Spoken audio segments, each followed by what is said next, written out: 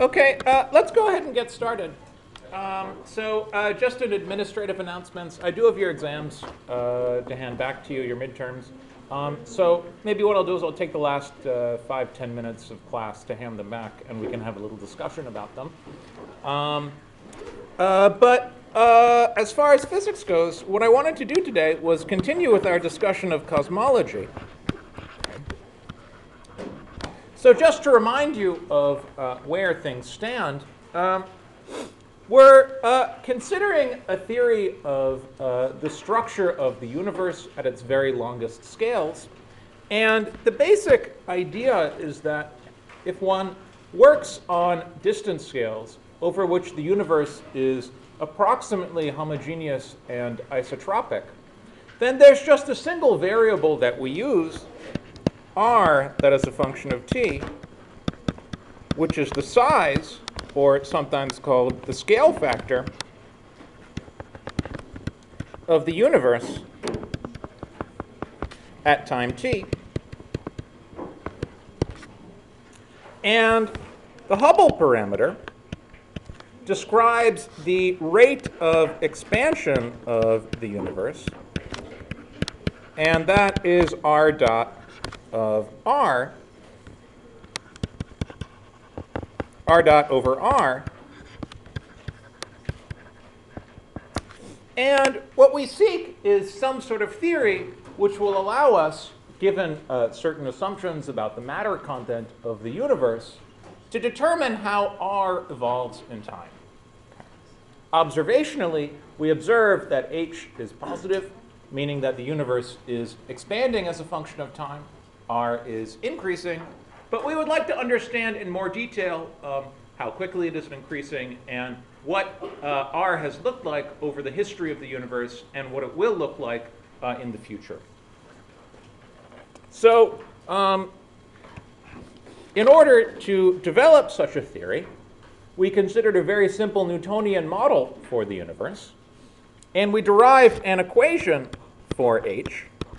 So that equation is known as the Friedmann equation, sometimes also the FRW equation, standing for Friedmann, Robertson, and Walker. And that says that the Hubble parameter, namely r dot divided by r squared, is proportional to some numerical constant involving Newton's constant times the energy density in the universe. So again, we are working in an approximation where everything is nice and homogeneous so that the matter is completely uniformly distributed. And then Hubble's parameter is just proportional to the total energy density in the universe. So here I describes the different sorts of matter that you could have in the universe. So for example, we usually consider 4 different types of matter: radiation, dust, which is sort of normal matter, curvature, and vacuum energy.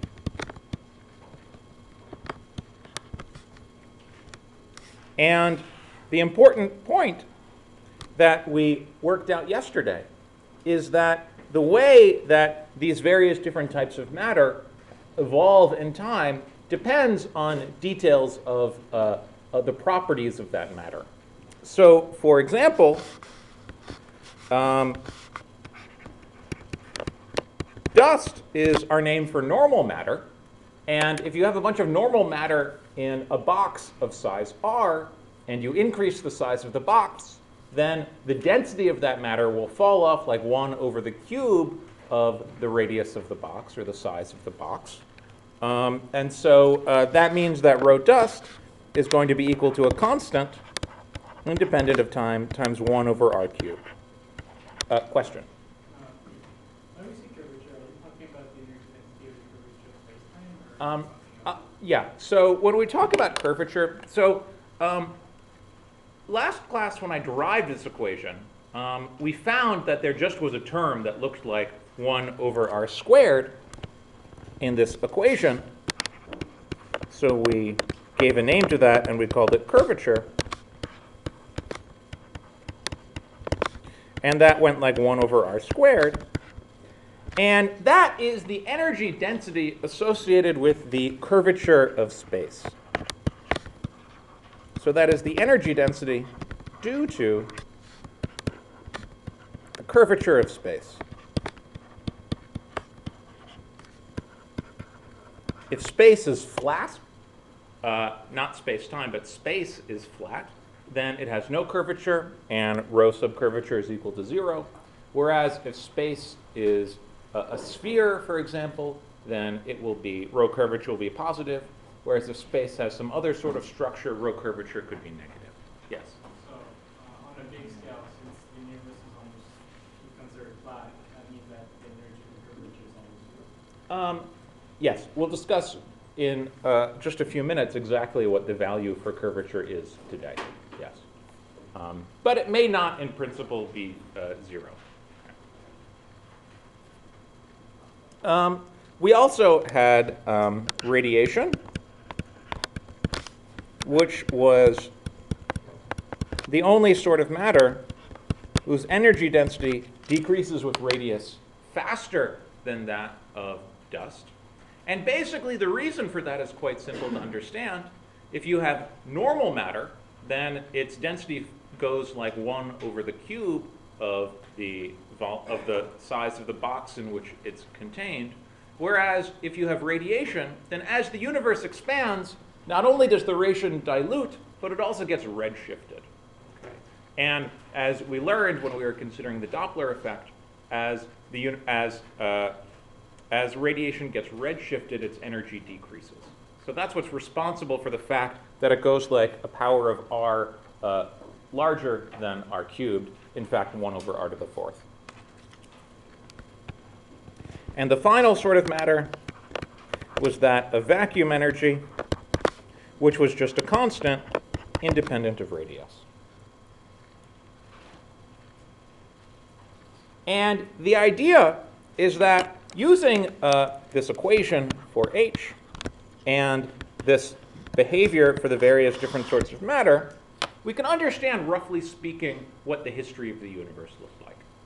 At very early times, that 1 over r to the 4th in radiation meant that the most important sort of matter in the universe was radiation. So that had the highest energy density compared to everything else. And then, as the universe expanded, different sorts of matter, different types of matter became important. So at later times, the universe expanded a little bit, and dust would become important. And then at very, very late times, we expect everything else will be diluted away because the universe is so large, and we'll just be left with the energy density of the empty vacuum. So it's important, however, to understand this in a little bit more detail. So let's say, just for the sake of argument, that we are in a phase where only one sort of matter is relevant, so that we're considering a simplified model where we have only one sort of matter, so that the FRW equation says that, I don't know why that thing keeps going on and on, r dot over r squared is equal to a constant. So let's just give a name to that constant. Let me call it, I don't know, kappa times r to the n, or r to the minus n, where n is equal to 0 for vacuum energy, or 2, 3, 4 for curvature, dust, and radiation, respectively, then the solution to that equation is that r is proportional to t to the 2 over n power. Okay. So this is easy enough to derive. I derived it very quickly last time. Let's just go ahead and check it. Shall we go ahead and check it? Let's just go ahead and check it. Did I say something funny? Okay. Let's just go ahead and check it. So if r is going like t to the 2n power, then r dot is 2 over n times t to the 2 over n minus 1 power. So r dot divided by r is going like 2 over n times 1 over t. Okay. So r dot over r squared is 4 over n squared times 1 over t squared.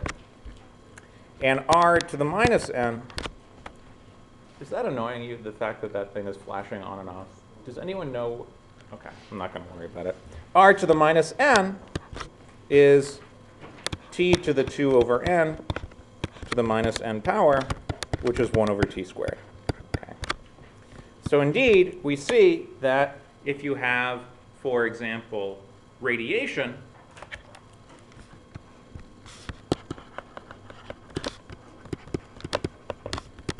then the universe is evolving like t to the 1/2 power. If you have normal matter, then the universe is evolving so that its radius is increasing like t to the 2/3 power. If you have curvature, then r is increasing linearly in time. And if you have vacuum energy, n is equal to 0, and the statement that r goes like 2 over n doesn't make sense. Okay. So we need to treat that case separately. So if you have vacuum energy, then the equation that r dot over r is equal to 8 pi squared is equal to 8 pi g over 3 times a constant, means that r is increasing exponentially in time. Just to say that a little more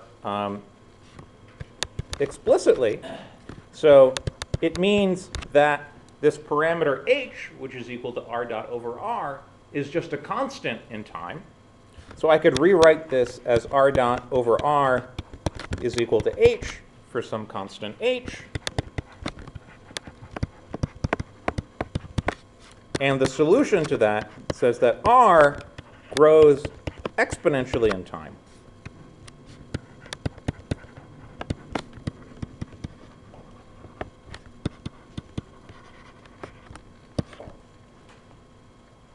So we can see then that there's something fundamentally different about vacuum energy than about all of the other sorts of matter that we've considered. So for radiation, dust, and curvature,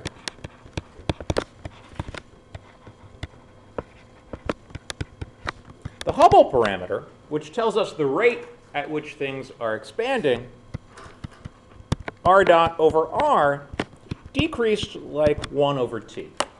So that if the universe was expanding with a particular velocity at some early time, then as time evolves, the velocity at which the universe is expanding, the rate at which the universe is expanding, would fall off inversely with the time. Whereas for vacuum energy, h will be constant, and the radius of the universe will not be a polynomial in time, but rather will be exponential in time.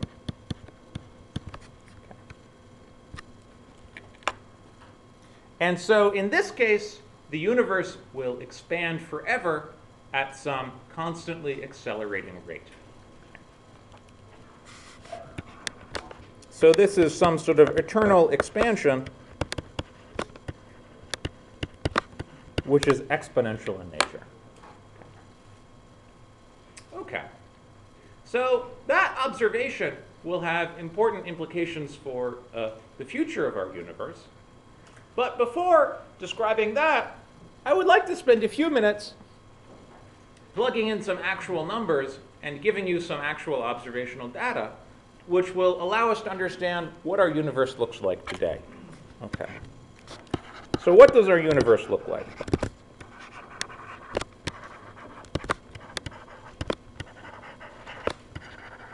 Before I do so, let me pause and see if there are any questions.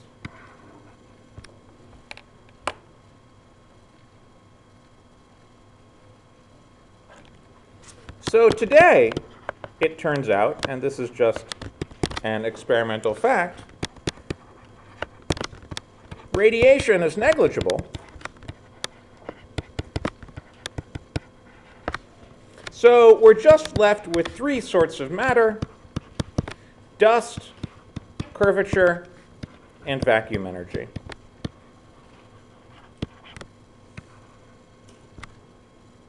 And our equation says that h squared is 8 pi g over 3 times the sum of the energy densities for these three sorts of matter. So I don't feel like writing out those subscripts too explicitly, so I'll just call them rho sub d for dust, rho sub c for curvature, rho sub v for vacuum. And it's conventional to rescale these quantities just by defining new quantities. So I'll call omega sub d rho sub 8 pi g rho sub d divided by h squared. And likewise, omega curvature will be 8 pi g over h squared times rho curvature. And omega vacuum will be the same thing times rho vacuum. So this equation then is the equation that the sum of these three omegas is equal to 1. So I haven't done anything except made a new definition of what units I'm going to use, essentially, to measure energy density. And it's a convenient set of units because, first of all, it's dimensionless. So the omegas are dimensionless rather than dimension-full. And so you can write down an equation completely in terms of dimensionless quantities. Yes? I think you dropped the 3. Did I drop a 3? Thank you. Good. Yeah. Did I drop, what's that? Another one. Did I drop a 3? Sorry. I didn't, okay. I dropped 2 out of 3 threes. Yes. So the reason why we introduced this definition is that energy density, matter density has units, and so it's conventional, or it's convenient to work in terms of a dimensionless measure of the amount of density of matter, omega d, curvature, omega c, and vacuum energy, omega v. So for example, if omega d is very large, much bigger than 1, then we expect that that means that the normal matter density is very large in cosmological terms, as opposed to omega d being very small would mean that the energy density of matter is negligible as far as the evolution of the universe is concerned. And there's one other piece of terminology that I would like to introduce. So if omega curvature is equal to 0, then it turns out that space is flat. So I told you that omega curvature, rho curvature, was due to the curvature of space. So rho curvature being equal to 0 would mean that the space is a completely flat geometry. Whereas if omega curvature is positive, then space is said to be positively curved. And the other word that we use to describe that is closed. Whereas if omega curvature is less than 0, then we say that space is open. Okay. What is the reason for that terminology? Well, if you imagine in your mind what a positive curvature geometry looks like, then you should think of a sphere. So a sphere is a geometry which has the property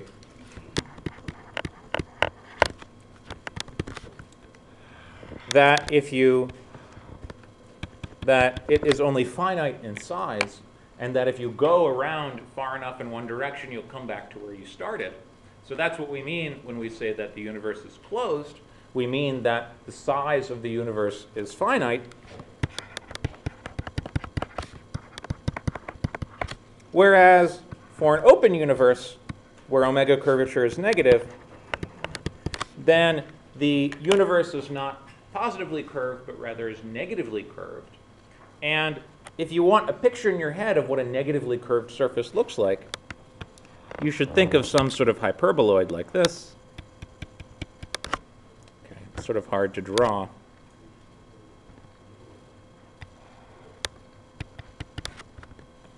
So you should think of like a saddle, some sort of hyperboloid. If you've seen a picture of a hyperboloid, that's not a very good picture. Is that picture more or less understandable? Okay. So the point about the hyperboloid is that it is infinite in size.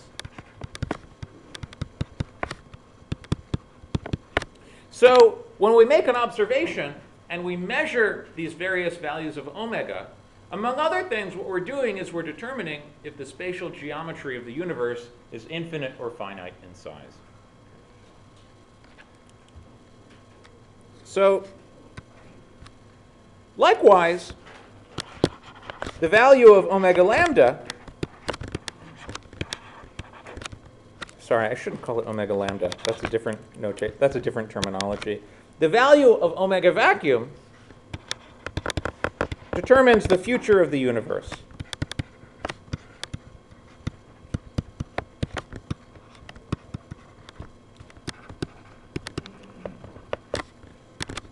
Why is that? Well, remember that at very late times, when the universe is very large, all of the other sorts of matter have densities that fall off like 1 over r to some power. Okay. So when r is very large, all of the other energy densities will be very, very small, and only the vacuum energy, only rho vacuum or omega vacuum, is going to be left in order to drive the dynamics of the universe. So all other energy densities go to 0. In particular, if omega v is positive, then that means that the universe will expand forever. Whereas if omega v is negative, then that means that the universe will collapse.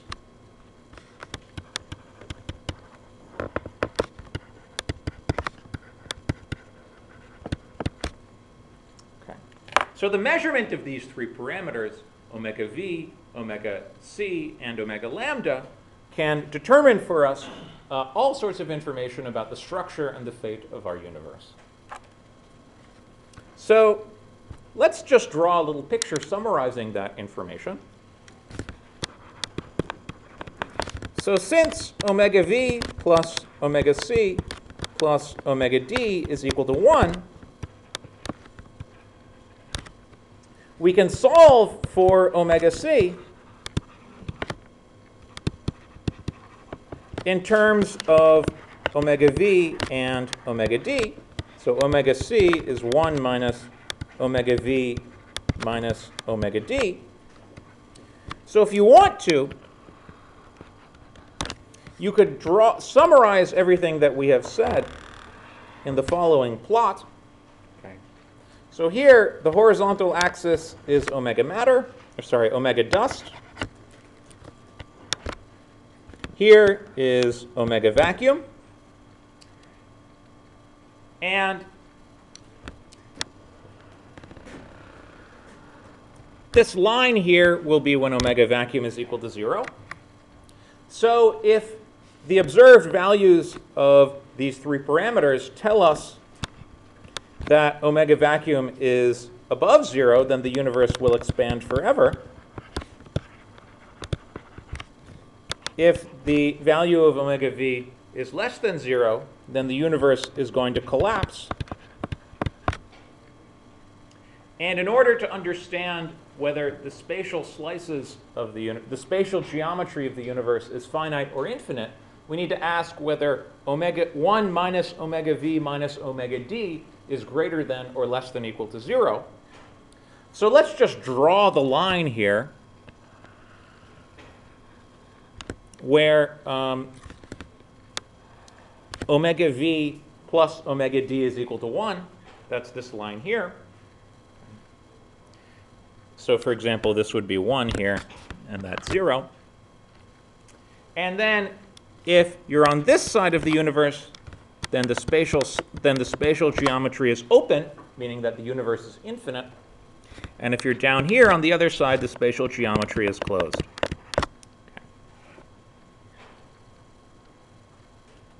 Okay, so now is the big reveal where I tell you where on this diagram we live. So you're very lucky. If I were teaching this class 15 years ago, I would then draw this diagram and say, it would be really great if we knew where on this diagram we lived. Indeed, when I took this class, that's exactly how this lecture ended. But now I can tell you exactly where we live on this diagram. We live right there. So over the last 15 years or so, we've been able to understand exactly where on this diagram we live. So in particular, we've been able to measure these parameters, omega v, omega m, and omega c, to about about 1 or 2% accuracy, depending on who you believe. And what we find is that omega vacuum is about 0.75. Omega dust is about 0.25. And omega curvature is, to the accuracy with which we can measure it, approximately 0. So what does that mean? That means that the universe is approximately flat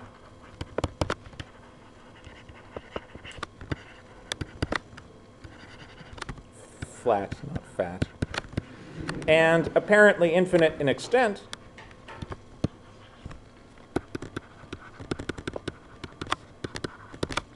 And moreover, that the universe will expand forever.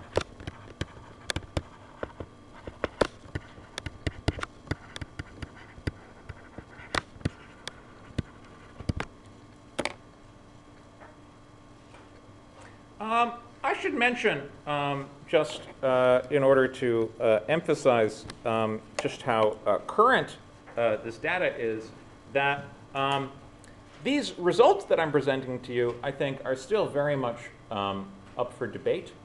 So the observation that omega vacuum is non-zero was an observation that I think really shocked a lot of the physics community.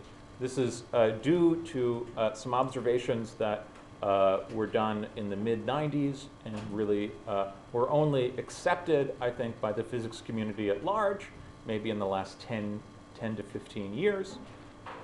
The basic mechanism that we use in order to understand this is essentially to do a much more refined version of Hubble's observation, where one observes distant galaxies and calculates, first of all, the velocity with which they are receding from us and the distance to the galaxy in order to determine this Hubble parameter h. And then one asks how this Hubble parameter changes in time, and then you go back and you revisit the Frw equation that we wrote down and translate that into values for these different types of matter density. So just to emphasize how difficult this set of observations is, in Hubble's original observations, he could use these Cepheid variable stars in order to understand the distance from us to another galaxy. But in order to do these observations on much longer distance scales, one can't distinguish the individual stars, and in particular, one can't distinguish Cepheid variable stars in some given very distant galaxy. So instead, what astronomers had to do was understand very well the theory of supernovas, and then take large surveys of the sky, waiting for supernovas to go off in very distant galaxies. And then by using our knowledge of supernovas, that we could, by studying, for example, the spectrum of light emitted from a supernova, we could figure out what the absolute luminosity of that, what the absolute brightness of that supernova was. And then using the fact that that falls off like 1 over r squared, we could figure out from that what the distance to the supernova was. So there was this very long game of pointing your telescope up in the sky and waiting for supernovas, because they're not very common. One of the reasons why this data was somewhat controversial at first is that, first of all, there were certain theoretical prejudices for omega vacuum being equal to 0. These theoretical prejudices go back all the way to Einstein. So in fact, Einstein's original theory predicted that omega vacuum was non-zero. But Einstein didn't believe that the universe was evolving. He thought the universe was static. Okay? And so for this reason, he just set that term equal to 0 in his equations. And I think this was, and so this was something that people continued to believe for a very, very long time. And it was really only in the last 10 years that people finally were forced to confront the fact that Einstein's original description of general relativity was right, and that there is some sort of vacuum energy in the equations of motion of space-time, which do lead to this sort of exponential expansion. I should also mention that in the last 10 years or so, there have been other experiments using completely different methods that have also confirmed these values that I've quoted for you here. So for example, these satellites that have been put up that have been observing the cosmic microwave background, among other things, allow us to determine these parameters within a few percent. So this is really cutting edge, okay, I think. And it's still very much up for debate whether the thing which is causing the accelerated expansion observed in these supernova experiments is really precisely vacuum energy as I have described it. So that is certainly the simplest explanation for it, the most economical explanation. But there are other models out there. And so I think the jury, I'm sure that over the next few decades, people are going to start thinking about theories of what dynamics is causing the vacuum energy, whether it really is vacuum energy that doesn't change with time, or whether it has some other properties. Don't know what's going on here. Okay. Are you back? Okay. There we go. Yeah. So I think it's really a cutting edge physics. There was some questions. Yeah. If we're measuring omega c to be 0 within our margin of error, how do we know it's open? Well, what does 0 mean? 0 means flat space. So flat space is infinite in size. In principle, there are other this is not necessarily what is likely, but in principle, it could still be finite in size even though it's flat. So for example, space could have the topology of a torus rather than a sphere. That's a flat geometry. It doesn't look flat if you think about it, but in this mathematical sense, it's a flat geometry, but with finite size. So that's why I say apparently infinite. Every once in a while, you'll see some paper by some cosmologist who proposes that the universe is actually not infinite in extent, and very often the sort of evidence that they will propose for that is they'll look at the cosmic microwave background and they'll say, wow, that patch of the cosmic microwave background looks a lot like that patch of the cosmic microwave background. What if they're actually the same point that we're looking at? Okay. People have made slightly more sophisticated versions of that statement. I think that there's no evidence for that. Yes? Is there any reason to say that omega c is actually 0 as opposed to just very, very small? No. Okay. There are theoretical reasons to believe that it should be very small. Okay. I'm going to describe at some point the theory of inflation, which is a conjectured theory of the very early universe. And based on that, people already had guessed that omega c was very, very small. So for example, when I learned this subject, the theoretical prejudice was that the universe was going to collapse because omega c had to be very small because of the theory of inflation, and omega vacuum had to be 0 because, well, nobody really thought of, I mean, people didn't really, for no particularly good reason aside from the fact that a lot of people hoped that it was 0. And because omega dust is the stuff that comes from normal matter, like stars and stuff, you can count it up and you can add it up, and it looks like it's less than 1. Okay. So everyone thought a long time ago that we lived right at around that. Sorry, where did we live? We lived somewhere right here. Okay. Which would actually mean that the universe would collapse. Okay. Even though it's right on the line, it actually would most likely collapse. Yeah. Good question. Yeah, other questions? Yes. Yeah. Okay. But I had a question about curvature. You said that when curvature is positive, it's like we live on a sphere, and that would mean that the universe is finite. Yes. But if curvature was negative, like we live on some kind of saddle or something like that, Yeah. I can't really grasp the concept of what a negative curvature means. I thought it was like the radius of a sphere that would be kind of like. I mean, what can I say aside from the fact that I didn't draw a negatively curved space very well? I know what you mean. Yeah. Let's put it this way. If you take the solution, let's take the following equation. X squared plus y squared plus z squared equals 1. Okay, that's the equation for a sphere. That is the equation for a hyperboloid. Okay. And unlike the sphere, where the solution, where the size of x, y, and z in this expression would be finite because the sum of their squares has to be equal to 1. In this case, you could, for example, set y equals to 0.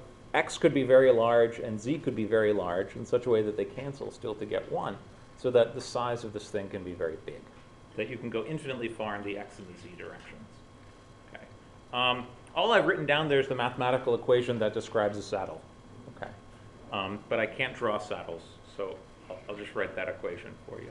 Yeah. Yes?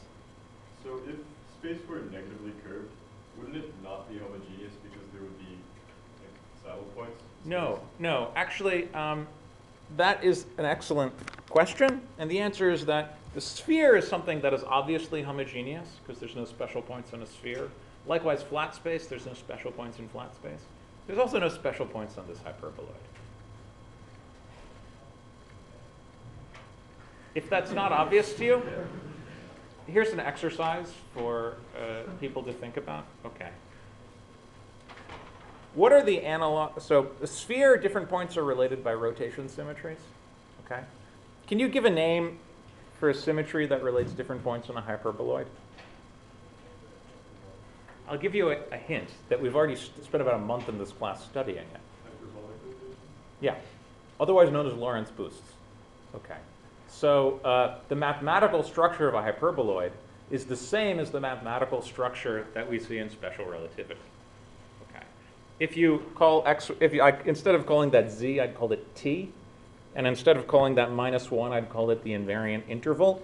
This would be the equation for the set of points with a fixed invariant interval in special relativity. I mean, that's an analogy that it's just the mathematics is the same, so that the geometry of hyperbolas is the same geometry that appears in special relativity. But it means that you can use the mathematics you develop in one case to think about the other. But because the universe apparently has 0 curvature, I don't want to spend too much time talking about the hypothetical universe with positive or negative curvature. It's an interesting subject, of course, but maybe a little outside of what we should focus on. Are there other questions? Yes. Is the fact that the black energy, there is black energy related in any way to a certain? not as far as we understand. But we don't understand vacuum energy very well, so that's not very far. Okay. Give an example of the alternate. You said there was other hypotheses. Yeah, let me get to that in a little bit because it'll naturally fit into a discussion that I wanted to have a little bit later. Okay. So we usually give. So there are two mysteries associated with these observations. So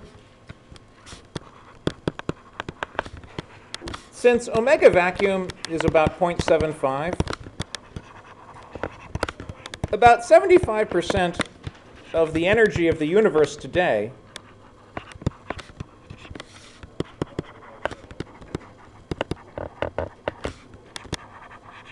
is in vacuum energy. And because we don't observe that vacuum energy, we give a name to it. We call it dark energy.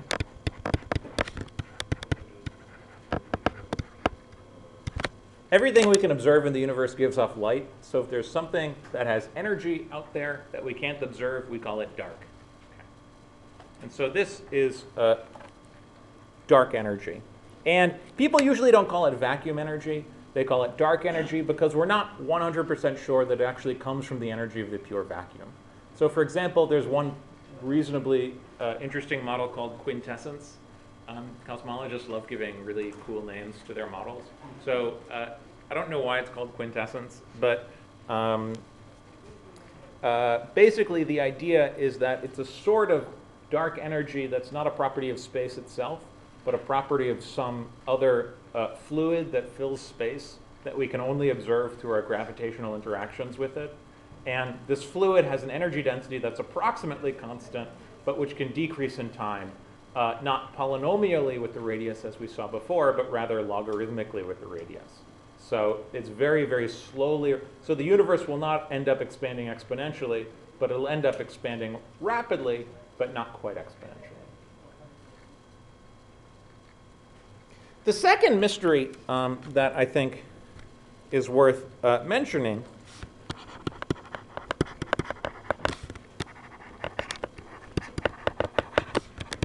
is that, according to this observation, omega dust is about 0.25, but if you just look at all of the normal matter that we see in the universe, stars, galaxies, dust clouds, and so forth, you add it all up, you only get up to about 0.05. So that means of all the matter in the universe, and I should say normal matter as opposed to curvature, vacuum energy, or radiation,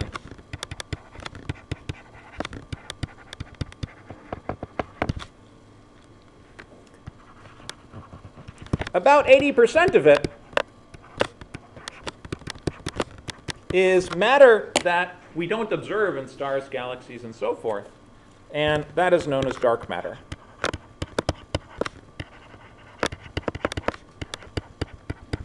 Dark energy is that energy that is responsible for the exponential expansion of the universe, that makes up 75% of the universe's energy as a whole. Of that remaining 25%, 20% is dark matter, and the remaining 5% is normal matter. Question? How do you differentiate between dark matter and dark energy? Good. Well, dark matter is normal matter, okay, meaning that it has all of the standard properties of normal matter, okay, in the sense that its energy density falls off like 1 over the radius cubed of whatever box it's in. And although dark matter is not observed directly, it can be observed indirectly.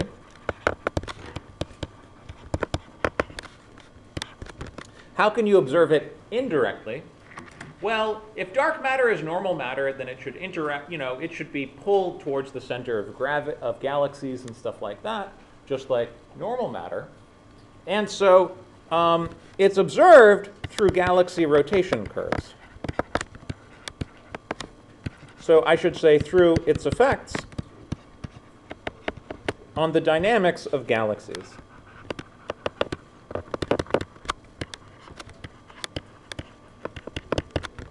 So what do I mean by that? So let's say that you have some galaxy here. So a galaxy might look something. So here's a picture of a galaxy. Okay. That's not a very good picture of a galaxy. So here's a better picture of a galaxy. Isn't that a better picture? No. So there's a. Okay. I'm not very artistic today. So let's just not draw any pictures of galaxies. So what is a galaxy? A galaxy is a bunch of stars that are collected together in some region of space. And they're all rotating around the center of the galaxy. And by looking at the velocity of one of these stars as it rotates around the center of the galaxy, you can determine how much mass is in the galaxy. And by looking at the velocities of various different stars as a function of the distance from the center of the galaxy, you can determine the matter distribution in the galaxy. And what people observed, going back a couple decades now, really, was that if you look at a typical galaxy, what it appears to be the case is that the velocities of the stars that are moving in this galaxy does not agree with what you would expect the matter density of the galaxy to be if only the stars had mass, if there was nothing else there. So in particular, what one finds is that the so-called rotation curves, which are just the way that we talk about how quickly these stars are moving around the center of the galaxy, is telling us that there's some other matter there in the galaxy, okay, that is invisible to us. And in one of your problems due next Wednesday on the problem set, you'll work out exactly what predictions you would make given a particular dark matter distribution. And so there are actually other ways this is actually another way that we know that dark matter is present. Whereas dark energy, we have no other way of observing aside from these cosmological observations. Question? Yeah. And dark matter is basically like normal matter except dark. Yes. So you wouldn't be able to see it, but would it collide with normal matter? Would you feel Yes. So, for example, one of the most popular models of dark matter is that it's just a fluid of particles, just like there's neutrinos and radiation going through the universe. There's some other bath of particles that is hanging out, passing through us constantly that we just don't observe very easily. The reason why it's dark is precisely that we don't interact with it very easily. So, for example, many models of dark matter propose that we should be able to observe it in particle accelerators like the LHC. Okay. So, it's one of these remarkable cases of convergence where a experiment that's being done at a particle accelerator laboratory you can make predictions for that based on astronomical observations in cosmology. Okay. If it's really true that dark matter is a particle that we could observe at the LHC, that would be awesome. That would be a really impressive increase in our understanding of physics. Yeah, back here. Would we be able to see also the actions of gravitational waves? Dark matter is very difficult to detect through gravity waves. It's very homogeneous. The things that create gravity waves are incredibly energetic events like supernovas colliding, or supernovas or neutron stars colliding. So in order to create a detectable gravity wave, you need an event that releases a huge amount of energy all at once. Whereas dark matter is very homogeneously distributed throughout the universe. It's not, at least as far as we think, it's not going to be creating observational effects for gravity waves. There may be models where it does, but in most models it doesn't. Okay, one question and then I should probably stop. Like matter and energy, normal matter and normal energy actually actions or is it expected for dark matter? Yeah, well, everything interacts with everything. Okay. So, I mean, dark energy doesn't really interact with anything except through how it drives the expansion of the universe. Okay, let me pause here. So I did want to give back your exams, so why don't you guys maybe get in line and I'll hand them back one by one if we have time. The one comment that I wanted to make